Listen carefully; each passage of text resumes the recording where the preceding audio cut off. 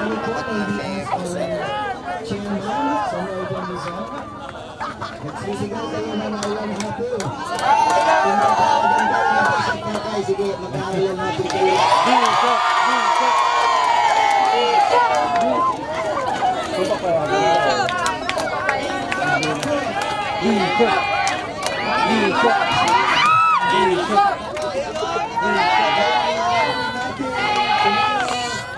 Pagkatapos natin mag-community work, breakfast muna, tapos ceremonial community service, like passing perhaps some stones up, blocks, and have that documented. That will be good. Before we go,